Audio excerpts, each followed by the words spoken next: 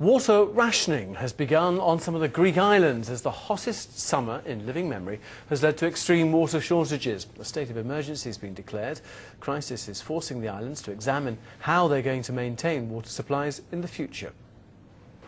On the island of Tinos, it's an Orthodox tradition to crawl up the hill to the Church of the Virgin Mary to seek a miracle cure. These pilgrims are a parable for the Cyclades. They're parched and dying for a drink.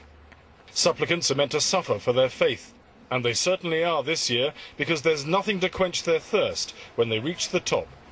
Actually, it's one of the few times we would like to have some of the British weather here, and we hope that it's going to rain. This will help everything in many ways.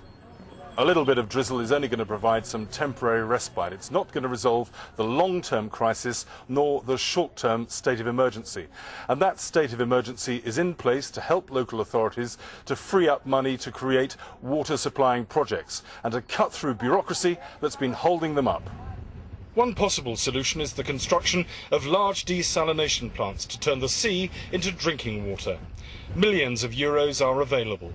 But Greece's former Environment Minister, who lives on Tinos, says there is considerable resistance. I think there's no reason for not having desalination plants all over the Cyclades. And as you will notice, there's so much wind here that there's no issue of energy for the plant. We could produce the energy with windmills. If you want the tourists, you have to supply them with water and all the facilities they want. It's not just that the tourists will get more water, but there's going to be far more water to turn the islands to a little more greenery than they have now. Physicist Mateo Santamouris is putting the opposite idea into practice, using new trees to boost the water supply. He's convinced a local developer to plant 10,000 trees to try to reverse desertification. On Santorini, construction of new hotels and apartments to accommodate the growing number of tourists has reduced the water table. Agricultural land that maintained water in the past has been replaced by concrete, and that's where the new trees come in.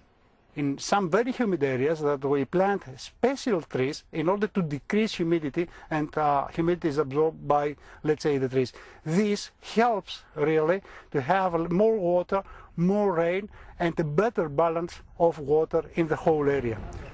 So these most barren of islands could become lush once again, as long as resistance to new methods is broken. Mark and Brabant, BBC News, Santorini.